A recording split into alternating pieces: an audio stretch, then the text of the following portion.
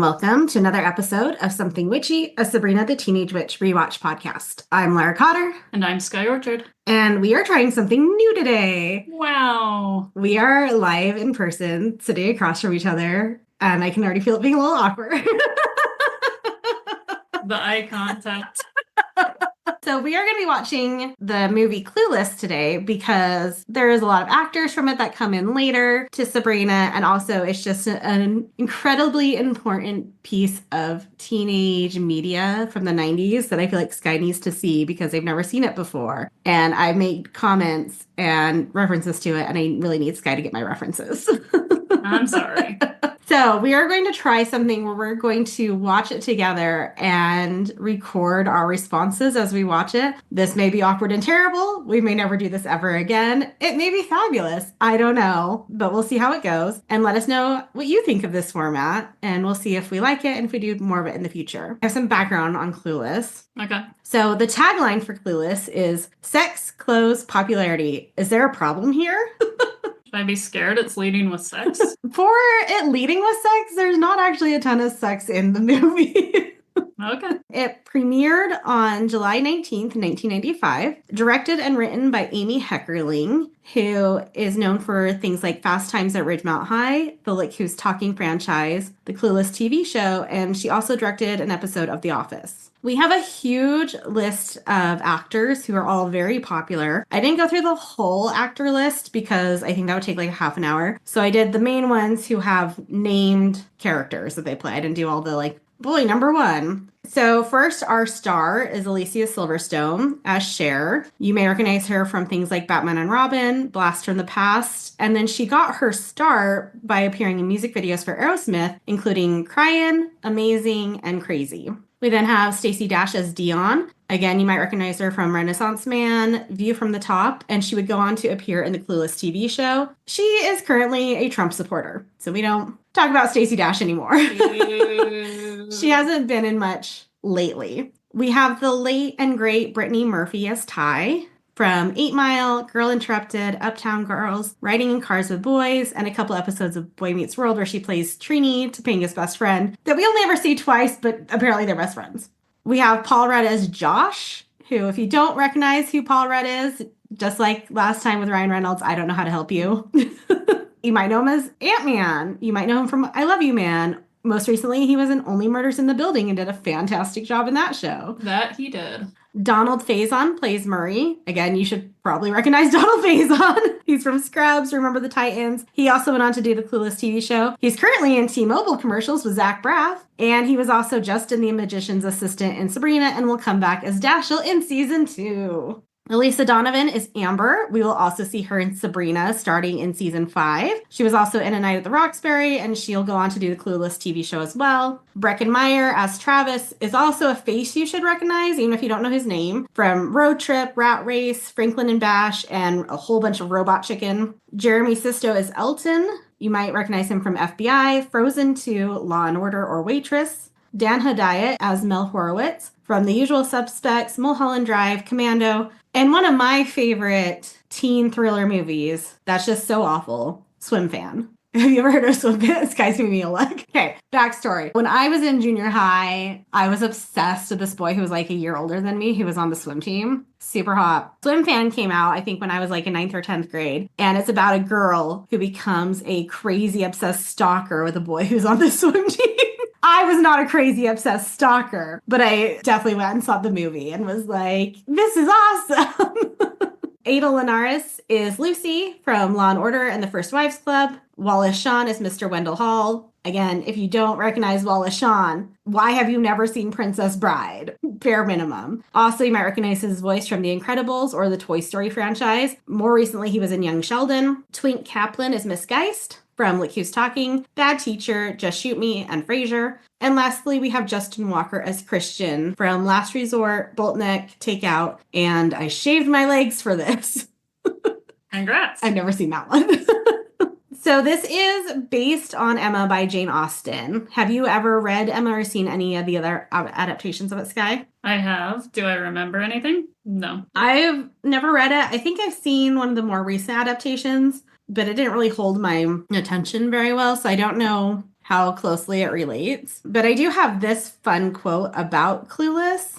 Fun, not fun. Film executives at Fox were wary of the story being too female-oriented to appeal to a large enough audience, despite the fact that it's based on Emma, which is female-oriented and appeals to a large enough audience. But okay, it was obvious they didn't get it. They thought the script needed more boys in it. They were afraid that if they focused on girls, we wouldn't get any guys to see it. The patriarchy. Which I think is another conversation we just had a couple years ago with the Barbie movie. That was a blockbuster hit. And Clueless is so iconic and so popular in the zeitgeist now that can we not worry about making media for boys? We can have maybe one movie a year. That's all I ask for women. That's the limit. We can have one. Anyway, and then I had this kind of fun fact. Zach Braff actually auditioned for the role of Josh, which would have made this the first time he and Donald Faison worked together. And I wonder if they still would have been friends had they started here. But I also think Paul Rudd is just the much better choice for Josh, which is why he got it. Any thoughts before we get into this guy? Do you know anything about Clueless? No. But I have the DVD in front of me. Okay. And I'm a little scared at these special features, in parentheses, on the back. Includes suck and blow tutorial. Language arts, because you have to have the 411 on the groundbreaking slang and vocabulary used in this movie. Fashion 101. Driver's ed. No context, just driver's ed. But really, that suck and blow tutorial has me a little scared, so I guess we'll see what happens here. To put this into context for you, I was probably 10 or 11 when I watched this. So think about my family and how I grew up. Recognize I watched this at 10 or 11, and that's going to tell you like how risque this gets. Okay. However, there were several things that went completely over my head to the point where I actually watched this on a plane, I think a year or two ago when I was flying out somewhere. And there was a moment I was like, oh my gosh, how did I completely miss this major plot point? But we'll talk about it as we get there. Sounds good. All right. Should we start it? Let's do it. Okay. Hello, Cat. Scene one. Scene one. So we're a couple minutes into the movie. We've met Cher, her father, Dion, and Murray. We've seen some of Cher's driving skills. First thoughts and impressions, Sky.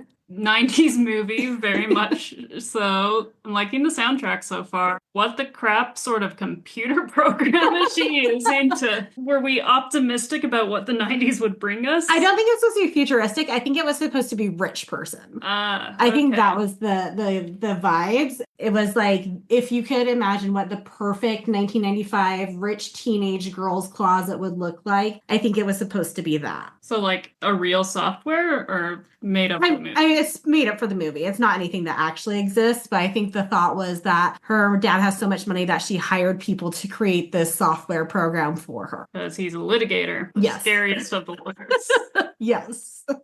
Mentions I'm going to pronounce this terribly, Noxzema commercial? Uh-huh. Noxzema commercial? Noxzema, yeah. Noxzema, which is face wash. I just learned that. Yep. Mm-hmm. Mentions Josh has a stepbrother, and Yes. I'm scared. Is this going to be like a cruel intentions falling for each other? I really hope not. If you remember, she said he was a stepbrother.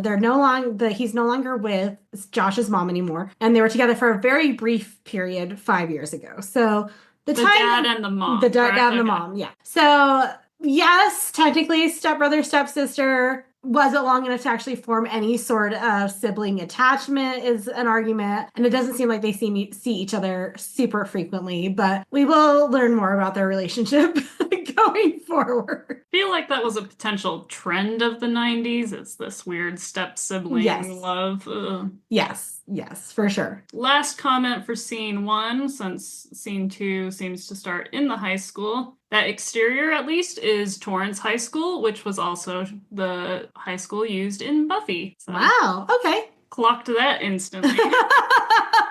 I know some things. We did have I know there wasn't going to be a lot of sex in this, but we did have a reference to sex in like the first few minutes. Because when Murray's like, woman, have you been jeeping with other people? And then we have Dion explain, speaking of vehicular sex, so clearly jeeping means going out and having sex in a jeep. I missed that completely. So yes, there's a lot of talk about sex, but I wouldn't say there's a lot of actual sex. Okay. I guess we'll see as we proceed into scene 2. If the government can just get to the kitchen, rearrange things, we could totally party with the Haitians. And may I remind you, it does not say RSVP on the Statue of Liberty.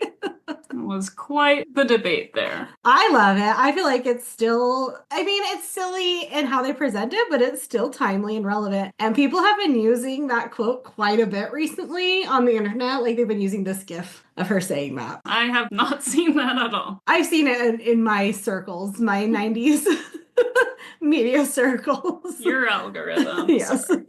I did like that the one kid's priority was to get to the quad immediately to rescue his cranberry CD. I think that's very important. Priorities right there. The weird kid trying to jump out the window and they're on teachers. They're like in a first floor room too. It's just like a bush out there, not like a tree.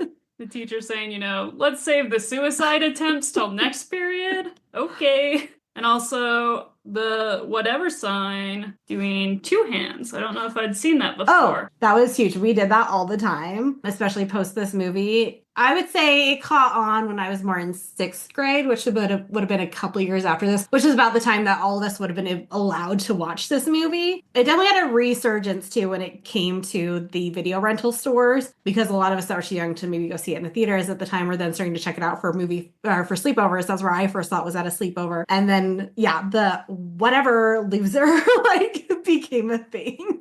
I'm used to like the 3 fingers, forehead, the whatever major loser. That was an evolution of this, yes.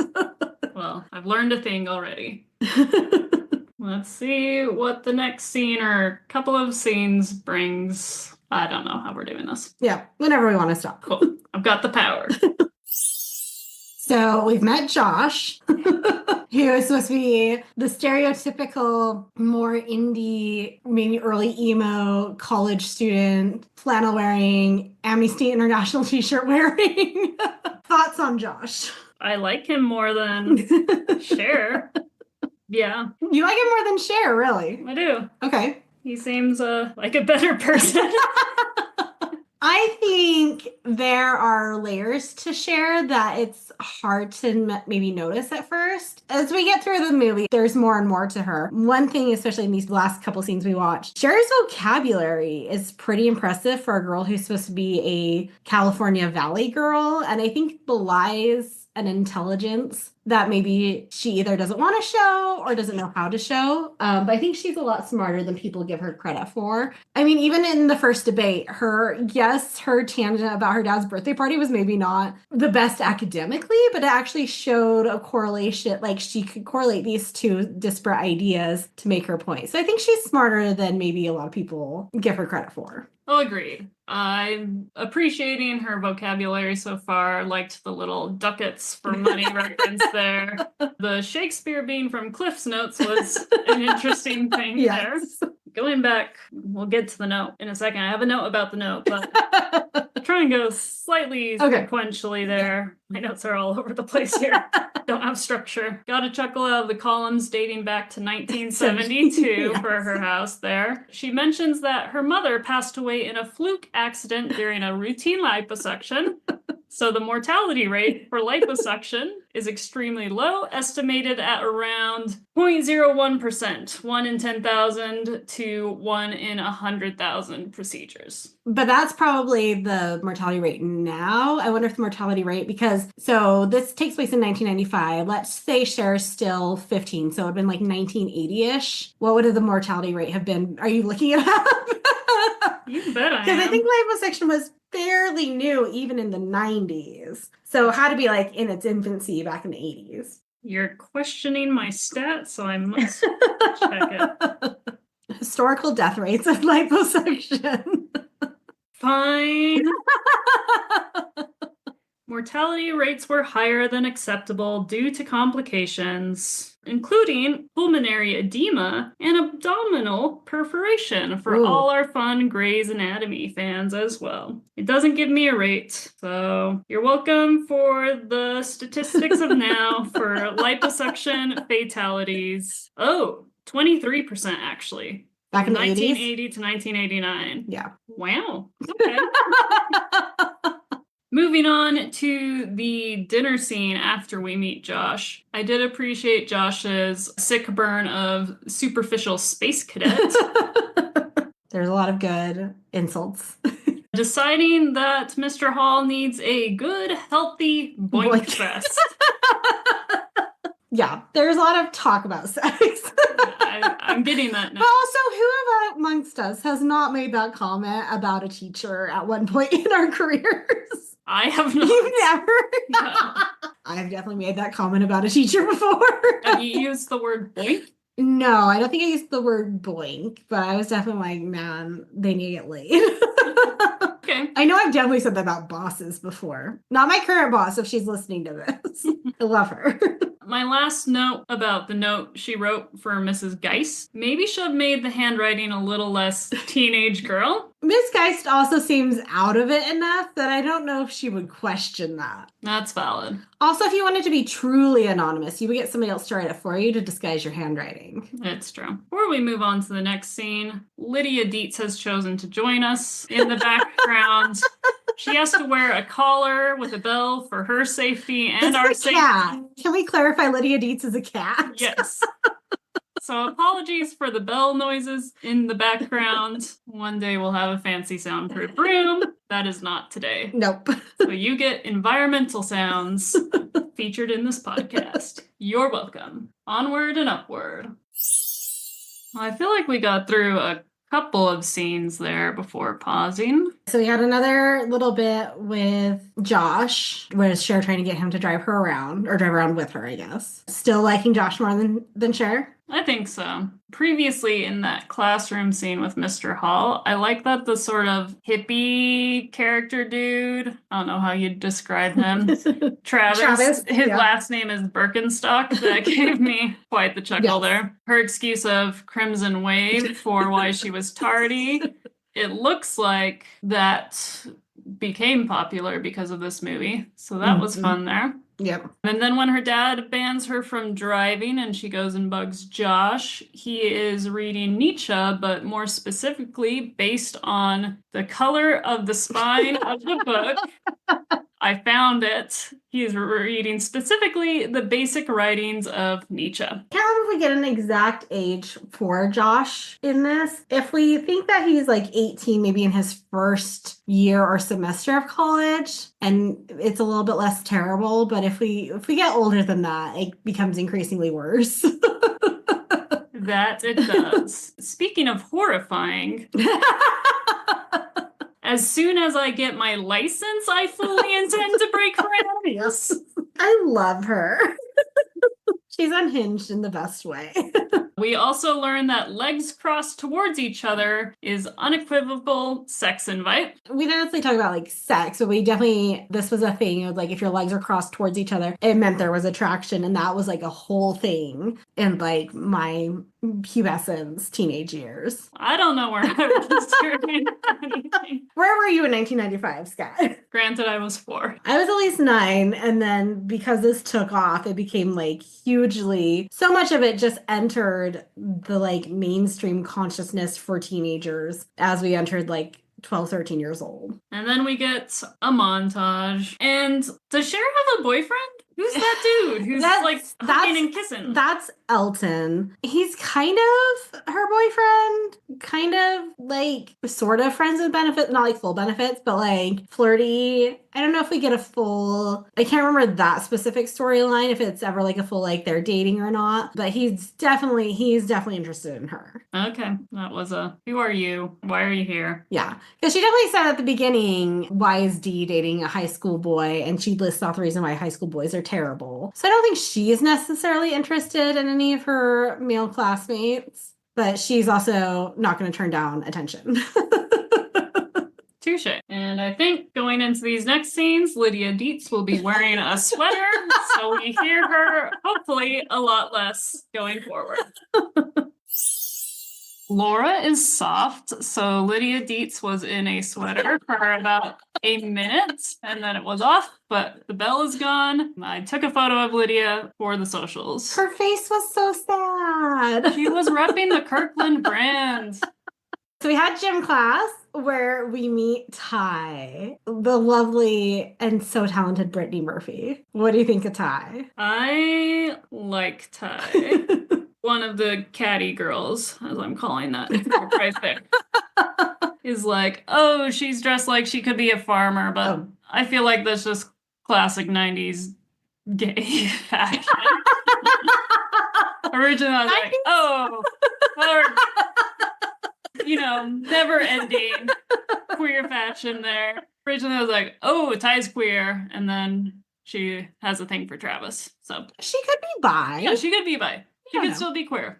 Definitely queer-coded. Yes, queer-coded for sure. So Cher decides she's gonna keep helping people because she's so great at it. So she advises Dion that when your allergies act up, take out your nose ring. Does nothing. Can confirm. The PE teacher, Miss Stoger, seems like a bit of a pushover. The catty girls just obliterate any attempt of her being a teacher. Well, I think this is also like the stereotypical rich kid school where, all these kids have parents that are lawyers, CEOs, and those parents will make your life a living hell if you do anything to their precious babies. So she's probably learned her lesson over the years of like, do I actually want to fight this fight or do I care and just want to get my paycheck at the end of the day? That's valid. I was totally expecting for Cher to actually get hit by a tennis ball, and I'm a little disappointed it just came close to her nose there. That comment to one of the catty girls about, she can't have any activities where balls fly at her nose, and then Dion says, well, there goes her social life. I definitely did not get that as a child, but it's one of my favorite lines as an adult. That was a great one there. Love the herbal refreshment, and they say, oh, we don't have any tea, and then talking about getting Coke, and then Ty gets really excited, and they remind her that it's a free country, and so of course they can have Coke. Again, not something I got as a child when I first watched it, but... We learn about some more of the cliques at the school besides what I've called the catty girls. So you have the TV station, the Persian Mafia that you can't be in unless you own a BMW, the Popular Boys, and then the Lodies. I liked Travis's skateboard with the stickers as is. I don't think Marvin the Martian is the route to go. But the Looney Tunes had such a chokehold on 90s pop culture. Like, there used to be a Warner Brothers store in the Mall in Murray. Really? Mm-hmm. Back when, there was a Disney store and a Warner Brothers store, and I had so much Tweety Bird merch. I do remember a lot of Tweety Bird. I didn't realize they act. Oh, yeah, there was a Warner Brothers store. I actually was just going through some stuff at my parents' house to see if there's toys we want to give to my niece. My dad found a whole tea set I had with Tweety Bird on it. Wow. Peggy's high now. I'm sorry, y'all. The background sounds are just cat chaos today. Last note before we go into a makeover scene, it feels like we're about to go into one, is Dion says that makeovers give Cher a sense of control in a world full of chaos. And do we all just need makeovers right now? I think we all search for that sense of control in something. I definitely have said to myself more than once, I'm like, at least I can control this. Whatever that thing happens to be in the moment. But there's so much spiraling outside of that. I would not be opposed to some, I would even say a kind teenage girl being like, you know what, we're going to make you over right now. I'd be like, you know what, let's go for it. I mean, you have a lot of youths in your company. I do. I also teach some youths in my piano. Scary. Yeah, But no, I'm super excited for this makeover scene. Let's get into it. Makeover time! Makeover. Started with rinsing the red dye out of her hair, and I told Sky, I was like, remind me to talk about dyeing your hair with Kool-Aid, because I'm pretty sure that's what Ty did for it to wash out that easily. Hopefully, because otherwise that bathtub's gonna be stained. That was definitely a thing in the 90s. I do remember that. Cher has basically a dry cleaning conveyor belt in her closet. Yep. I hope she's gotten stuck in it at least once. Circle around it. Does Ty have a tattoo? Where? I don't know where. Upper forearm. Maybe. Almost looks like, couldn't see it clearly enough. I'm sure it's like maybe a solar thing there, but almost looks like a COVID virus. Just the circular shape with the little like spikies and whatnot. So I didn't notice. I'll have to pay attention. I like how part of Cher's makeover was also not just like fashion and makeup, but it was exercising and then reading books. So we got another reference to Men Are From Mars, Women From Venus, which you've learned recently is a book. Yes. From Sabrina. And then I did appreciate her like, let's actually go do something good for the world. Like, oh, well, Cher is a well-rounded individual. I love Josh's hop in of when Cher is talking about let's do something good for the world, where he says sterilization would be a service to humanity. Also, when we first see Josh, Cher's like, the dreaded ex-brother, Cher. Yeah. Could you sing along with the Mentos commercial? I could not. I love it. You don't get jingles like that nowadays, I feel like. Like, I was actually just singing, like, a couple weeks ago, the Double Dance song in my head. I frequently get the Oscar Mayer song stuck in my head. I mean, who doesn't? And the Jello song. When Travis is handing out flyers to the party in the valley, Ty says, "Oh, do you think Travis is going to be at the party?" Ty, he just handed you the flyer. Ty's not the brightest bulb, but she's sure sweet. Touche. And then we get that photo montage in front of the fountain. Yes, so awkward. The sideways pigtails. How much hair product is in to keep them at that angle and floating directly sideways? Amber's so weird because she's like kind of an antagonist, but she's definitely still in their social group. So she's like a frenemy. We call it today.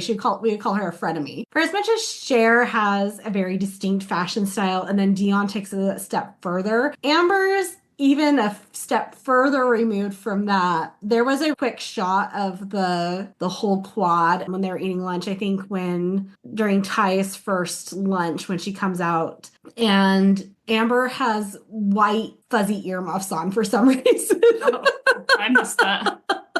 So the hair is weird, but it's also one of those things where like if someone even minutely less popular did it, they would be so mocked. But because it's Amber, everybody's like, wow, that's so fashionable and so, haute couture and like. My last note from this section of the movie, I guess. They say that Ty looks like one of those Botticelli chicks, and Botticelli is most famous for The Birth of Venus, Naked Lady on the Clamshell. You've all seen it. Ty does not nearly have the body fat percentage to be a Botticelli painting subject. Like, there are no hips on Brittany Murphy as much as I love her. We've moved away, well, we did move away from the crazy diet thinness obsession of the 90s for a minute, and it's starting to creep back in. And man, that was just such a rough time for every woman. Yeah, the book of the week Cher is reading is Fit or Fat. Yes. We're seeing it come back, and there was then too, but there's definitely like almost this morality component of it where like if you're not super thin, you're not leading a good life, almost is what we're seeing creep back into the world. So that's one thing I wish would have been left in the 90s. It's also just kind of a sad note to see how this had permeated even 15-year-old girls. Speaking of which, we also learned Ty's not a virgin at 15. That's true. We learned they're 15, and Josh is a freshman in college. Yeah. Mm-hmm. So there's that.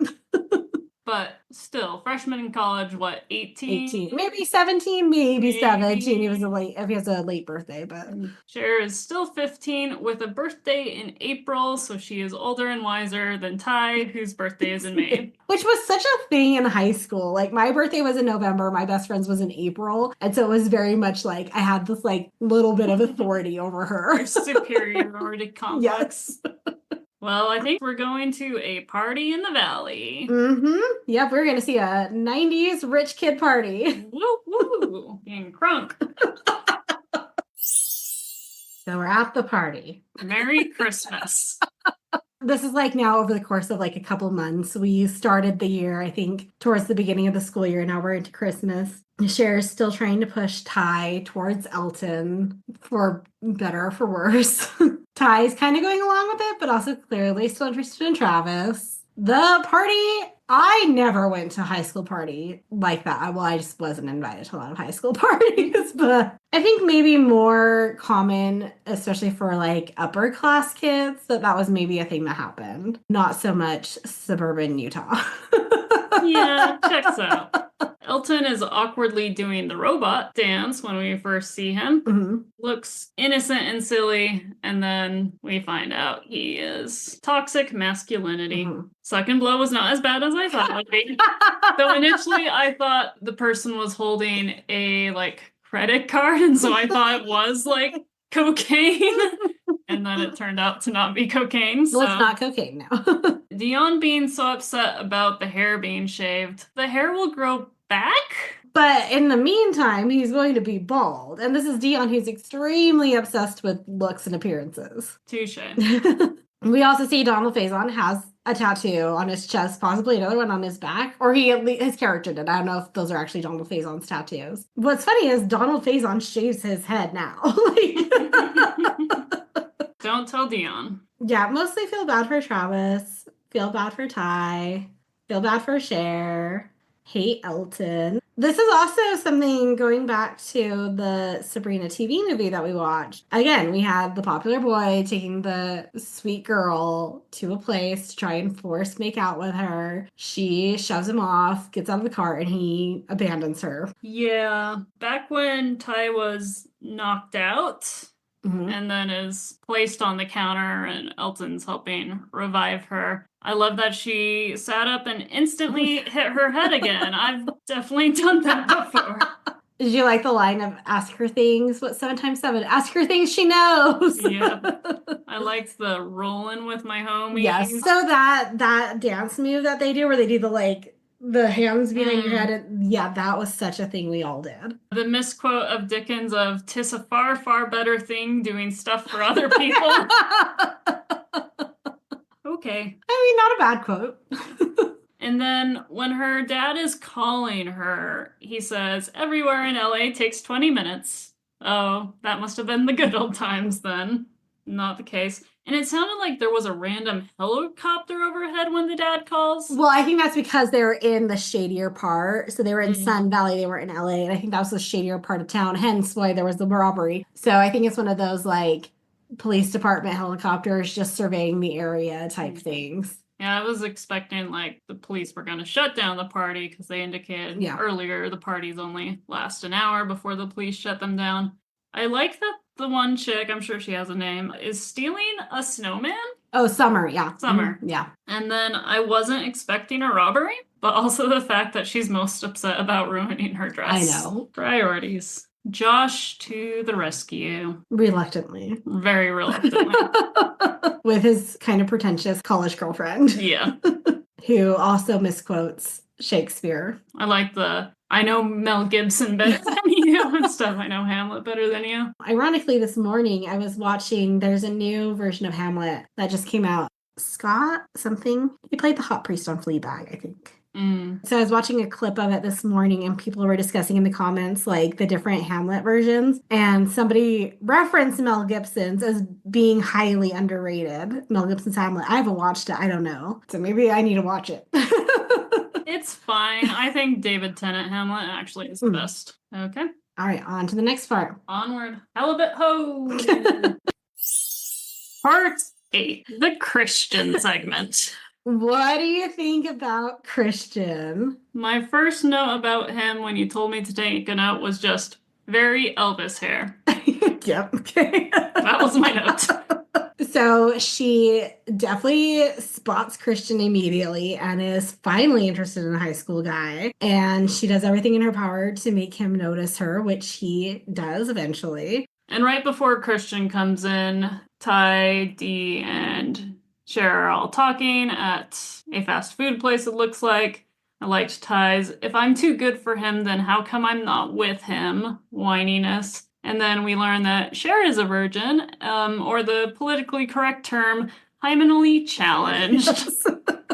Also, D is technically a virgin. Yep, technical. Based on how Ty talks, she is not only not a virgin, but she's maybe had multiple partners at the age of 15.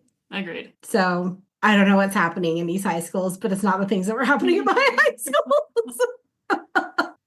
Rich kids. Yep. So Ty, even though she's not, I would say, quite the same personality as Dee and Cher, I don't think it matters what clique you belong to, how you dress, how you present yourself. The heartache and the emotions and the hormones of teenage girls are just such a universal experience that even though she wasn't super interested in Elton at first and like Travis was still her pick and then she eventually made her way over to Elton, it's still like the rejection and the heartache of that to the point where it's like, this is our song, and they danced to it once and they were never actually a couple, and it's just like, that's such a thing that you go through as a teenager, especially as a teenage girl. And then Christian comes into the picture and he's saying like kitty corner to Cher there, and we get our little sort of Christian montage where Cher's hyping herself up by sending herself her own flowers and candies and whatnot. During that montage, she drops her pen, the pink pen with the fluffy ball on top,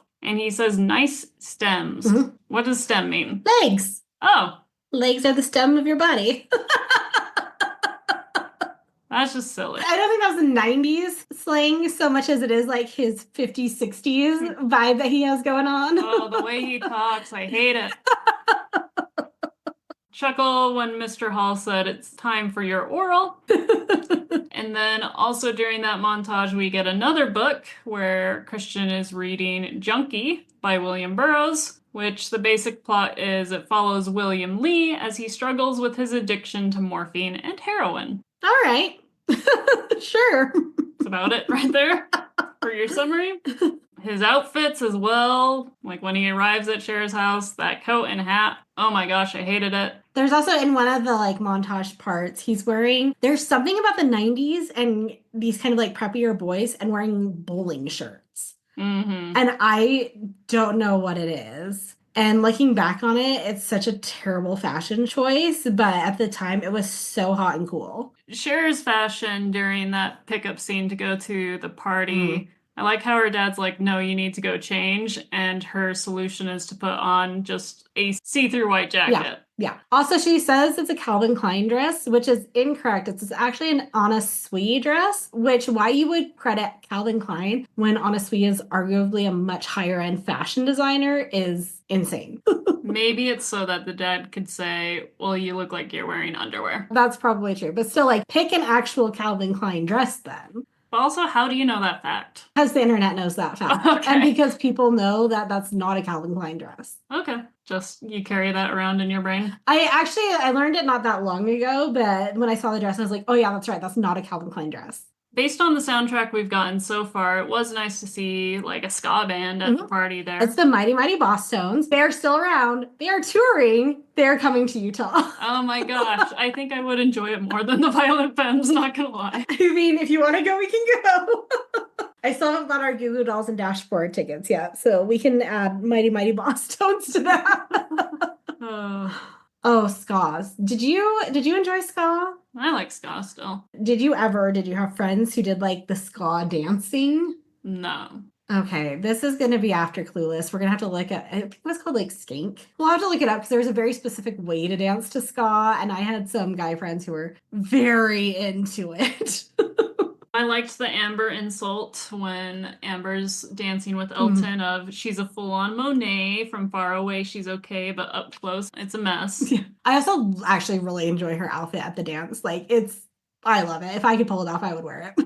And then yeah, you got the dancing and then it cuts to just Christian dancing by himself. So we learn a little bit more about Christian's character. Do you have any like, I don't want to give anything away. We learn that Christian doesn't even look at any other girls. He's very into dancing. So, yes, I clocked this, but I didn't want to be presumptuous. No, I was hoping you would get it because the way I did not. Yeah, no. You see, like, he throws off the girl's attempt when he's at the bar there. Then he's dancing by himself, and then another guy comes near, and he's into it, and it's like, okay, I think I see where this is going. Yeah. The way I never got this part of the Christian character, and we'll get more blatant about it to the point where you're going to be like, Laura, how did you not understand this? You were sheltered. I was sheltered. And I think even then when I watched it as an adult, it was more like I wasn't sitting down and like watching it, but more it was like on, and I was just like looking up and down. So like the fact that I didn't understand this part of Christian's character until very recently is kind of wild.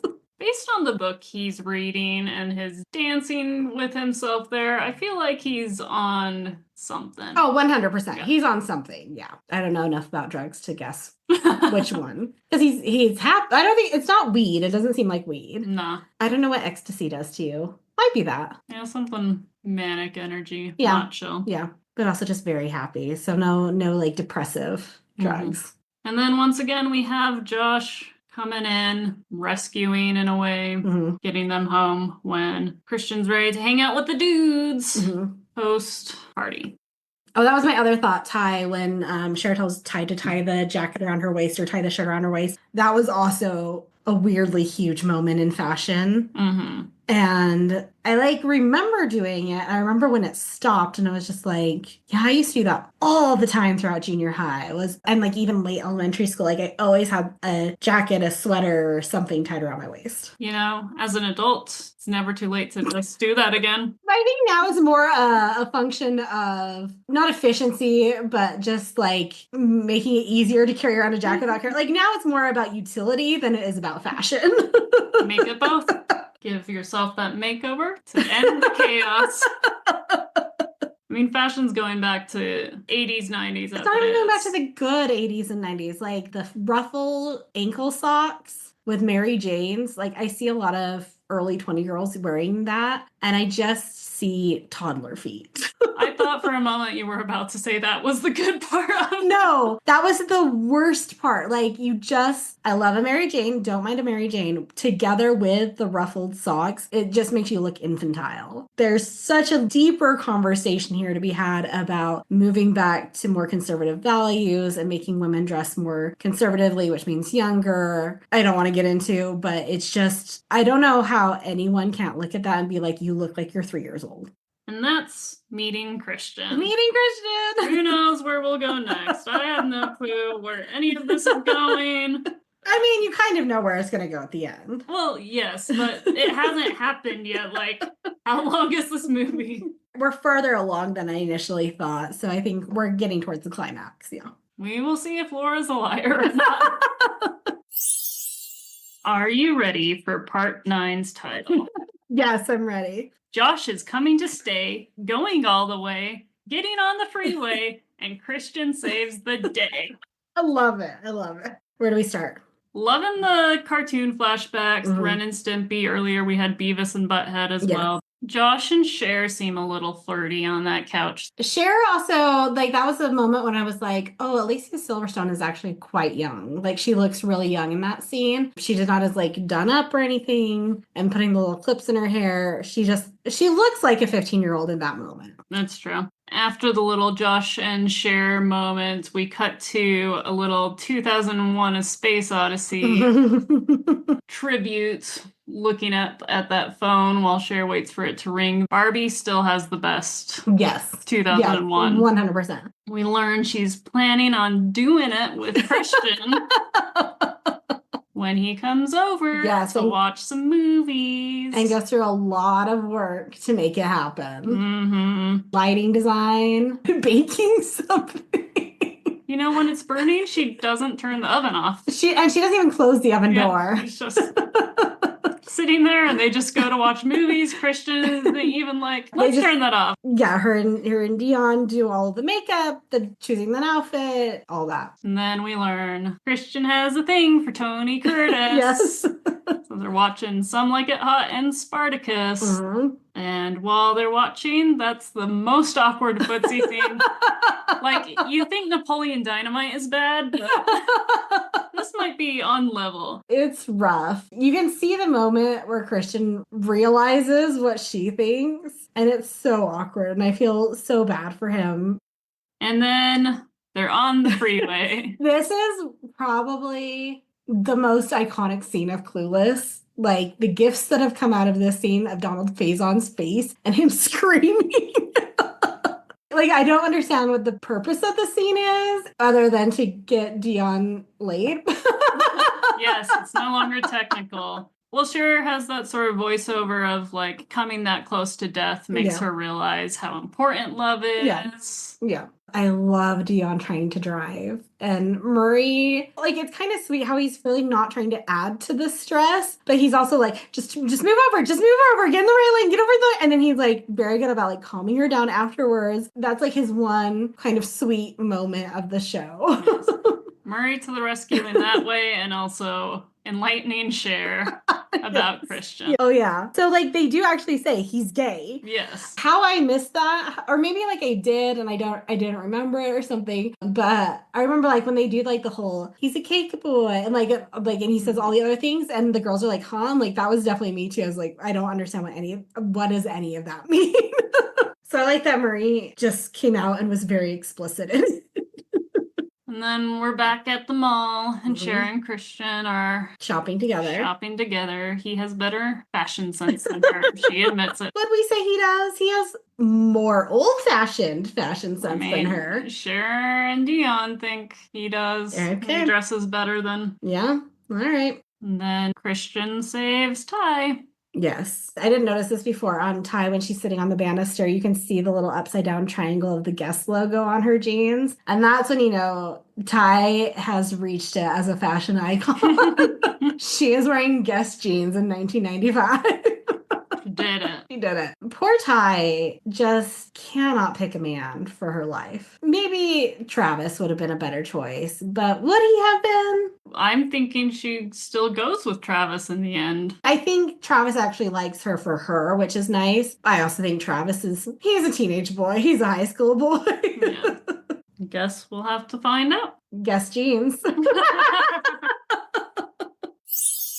Part 10, A Makeover of the Soul. So Ty's little brush with death has skyrocketed her popularity. And in that crowd scene where everyone's like talking to her about how she almost died and how she was feeling and whatnot, on the subtitles, I don't know if you saw or if you heard the whole G-Spot and Cosmo. Yep. And then the one dude was like, you know, when I fell off the jungle gym when I was 9, and talking about how his life flashed before his eyes by falling off the jungle gym. Yes, I enjoyed that. So Cher's clearly put out that her project has now surpassed her and does not know how to handle it. Not at all. She seemed shocked that Dion was going to Ty for like sex advice, but Cher, you haven't done anything. I know. I think it's more that she's upset that her best friend is having an intimate conversation with somebody who's not her. Yeah. I think that's what it is. I do want to read Emma to see like how this correlates to 19th century society, because I'm sure there's something in there about Emma herself being knocked down a peg or two, because from what I know, I think she's like a wealthy member of society trying to take on a project as well. Yeah. It's interesting to see Cher kind of come to this realization that her popularity is maybe a little bit fleeting, and when you've built your whole persona around it, what do you do when it's gone? High school isn't forever. No, although some people try to make it forever. Yeah. Then we get Cher's driving. Yeah, that outfit she finally chose as the one that makes her look capable. It's quite the doozy there.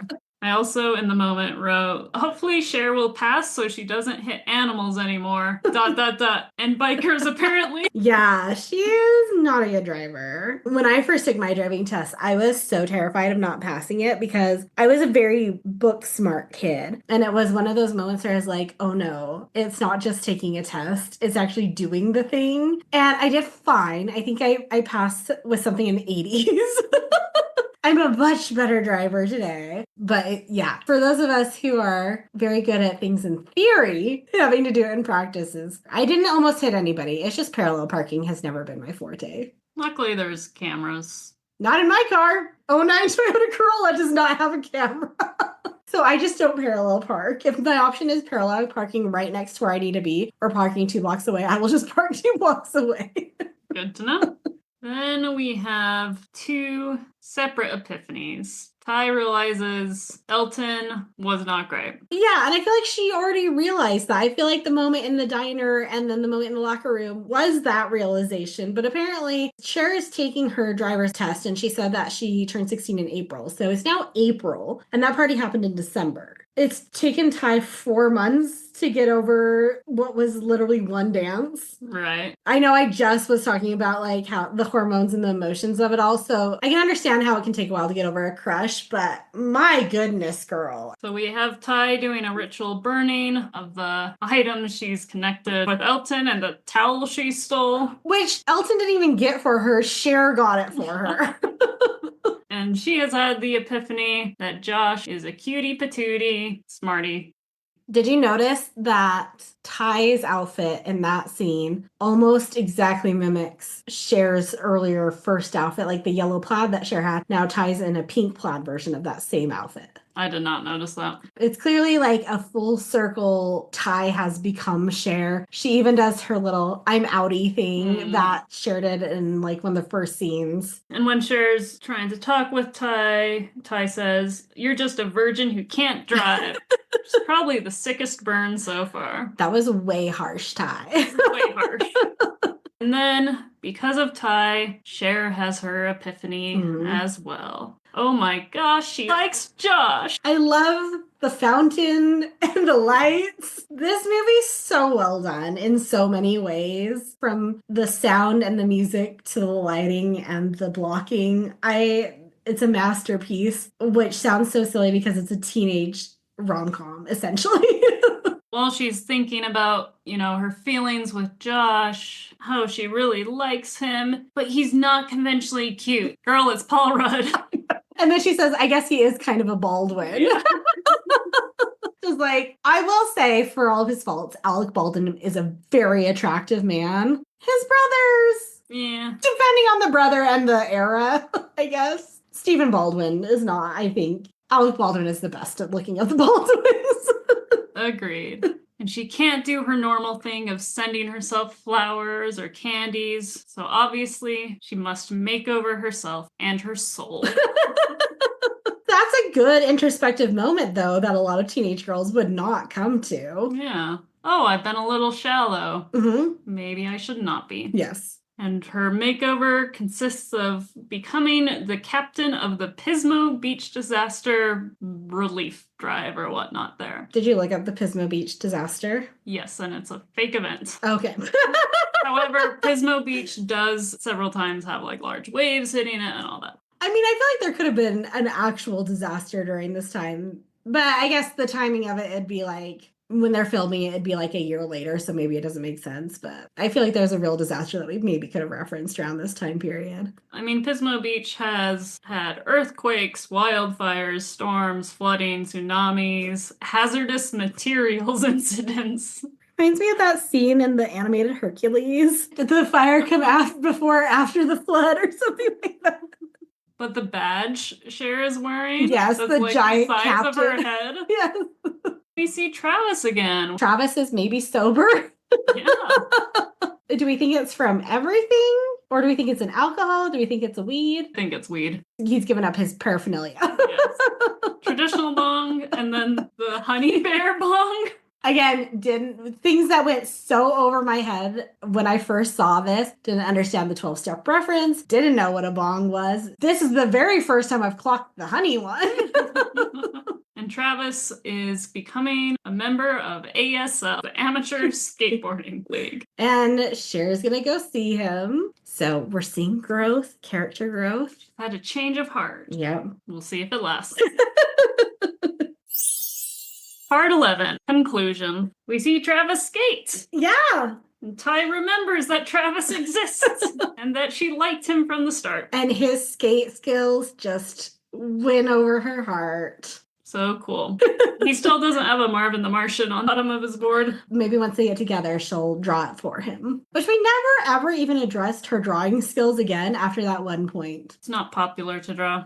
I was sort of hoping at some point Ty would like re-embrace her old fashion because it wasn't bad. I think she's at least found like a middle ground. Like she's not quite as preppy as she is at the peak of her popularity. Like it kind of comes a little bit back down. We go back to Cher's house. That paralegal is a jerk. I don't know if he's a paralegal. I bet he's a full-blown lawyer, but I bet he's like a first year or something. Like he's probably low down on the pecking order. I can understand how frustrating it would be to have a 16-year-old girl and a 18-year-old freshman in college trying to help the multi-million-dollar lawsuit. And then it's apparently a very important lawsuit and he's going to have to do so much work on it. But he's like, I'm calling out sick tomorrow. I'm like, I have a feeling Mel's more likely to fire you for that than for being like, hey, there was a mix up with the files when your daughter was helping and now I'm set back and I have to do this. I'm sure Mel would be like, oh, I'm so sorry. Let's get you some extra help or so. I don't know. I don't know how he is as a boss. He may be a hard ass. I don't know. I mean, the fact that it was his daughter trying to help and making the mistake, I feel like there's a little leeway of Mel being nicer. You would hope, but sometimes those high-powered lawyer guys just are irrational. Yep. And because of jerky jerk dude, Josh finally has his epiphany that he likes Cher. Did you notice? So when he calls her Pippi Longstocking and then she calls him Forrest Gump, immediately she takes out her braids and he takes off his hat. I did not notice that. Immediately. And then they both like are like side-eyeing each other. And then that's when the lawyer, like I can also understand being annoyed as a lawyer dude being like, my career rests on this case. Can you stop making eyes at each other? Then they have the moment on the stairs and they kiss. Yeah. Knowing what we know about Mel, if he walked in and saw them kissing, do we think he would be chill with this? I don't think so, because he's a high-powered, sort of uptight lawyer, and they were siblings at one point. And he is so overly protective of Cher, and he even says at the beginning, you divorce wives, you don't divorce children. So he views Josh as a son, as a child. I cannot, based on the way they've set Mel's character up, I mean, clearly he also has a very soft spot for Cher, so maybe she could argue or persuade him and come around to it, but his relationship with Josh, at the very least, is going to be strained for a while. Cut to a view of a wedding. Voiceover from Cher saying, of course it's not my wedding. This is California, not Kentucky. I'm only 16. Oh, I was looking up ages. So I think we can say by the time they kiss, I'm going to say Cher is 16, Josh is 18, because that makes me a little less insane. I looked up their real ages. Alicia would have been 18, and Paul Rudd would have been 26. Not fantastic. Not the worst. I mean, there's theories that Paul Rudd is a vampire. So we find out the wedding is for Mr. Hall and Miss Geist. I love Miss Geist's wedding dress. And all the students have been invited to that wedding. Not only invited, Cher is a bridesmaid. Do they not have adult friends? I mean, I feel like mostly when I hear of students being invited to a wedding, it's because it's like the kindergarten teacher. She thinks it's going to be cute to invite the kindergartners. I will say, Cher definitely is the one who got them together. Yeah. But also Dion was just as involved, so why is Dion also not a bridesmaid? But Dion was in the like colors of the bridesmaid, so there's that. There was another adult woman, at least, that was a bridesmaid. They also invited Lucy, Cher's housekeeper, was there in the bouquet toss scene. I didn't see that. I would not invite Amber to my wedding if I was Miss Geist. Like, absolutely not. Yeah. And then we end with them full on making out. Yep. You see some tongue. Which Cher's dad, he didn't seem to be at the wedding from what we could see. Maybe he's busy with his lawsuit. That's when I had the moment of like, oh, so like we've established they're together. It's maybe a little while later. Everyone's cool with the fact that they were siblings at everybody's one just point. chill with this. That's weird. But when this came out and we were all young, we didn't really think too deeply about that part of it. Looking back, like there was quite a bit of like sibling dynamics. So it's a little interesting. But 90s for you. That's Clueless. What do you think, Sky? It was fun. I probably need to have watched it, not in my 30s to have I don't have any like nostalgia like I'm sure many people have. Yeah. Was there anything you watched through that you're like, oh, I get this reference now to something else? I have not seen a lot of old, like especially 80s movies, and there's times that I'm watching them like, that's where that line is from.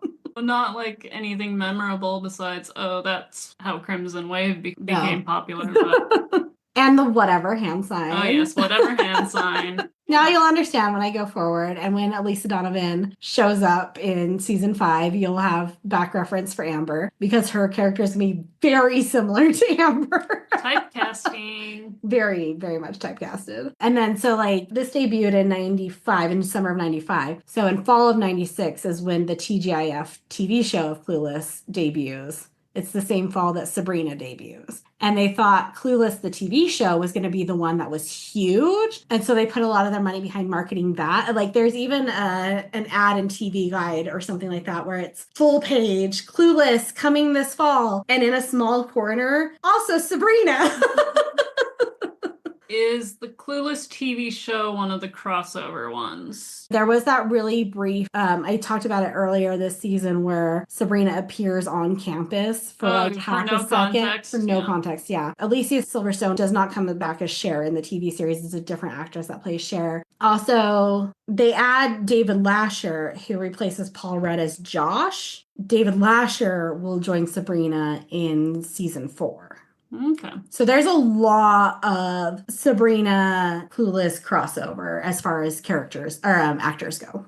Well, that was Clueless, and That was Clueless. 11 parts. I think it was kind of fun to do something like this. Yeah. It'll be interesting once you put it all together to see how long we've actually talked for. I mostly just did not want to do scene by scene recap. Yeah, and they're so quick again. And there's so much in every, because there's like 4 different plot lines going on at any given point. There's a lot going on to it. But I will do real notes for our next one, which will be the Killing the Competition, Melissa Joan Hart Lifetime movie. We'll do that one next week. And then we'll be into season 2 after that. So if you're getting real bored and being like, go back to Sabrina, this is what I'm here for. We are. Don't worry. It's coming. We're working on it. Yep. Well, this was fun. Yeah. We sat across from each other. We saw each other in person for the first time since December? Yeah. No, January. January, yeah. It's been a hot minute, so it's been nice to see you in person. It has. Be with some cats. Shared a microphone with each other and some cats, and we'll see how the quality of this episode is given all that. But it was fun. It's a free podcast. You get what you get. True. Maybe one day I'll have a soundproof room. And it's a small space. In the meantime, like, share, rate, and subscribe to the podcast. You can follow us on Instagram, Something Witchy Pod, Facebook and Threads, also Something Witchy Pod, TikTok, something.witchy.pod. There have been a series of sword facts videos that have gone up. Have been. Just some other fun stuff happening. We recently posted about what we were reading for World Book Day. Yeah, follow us on the socials. You can email us at somethingwitchypod@gmail.com. And until next time, Stay magical.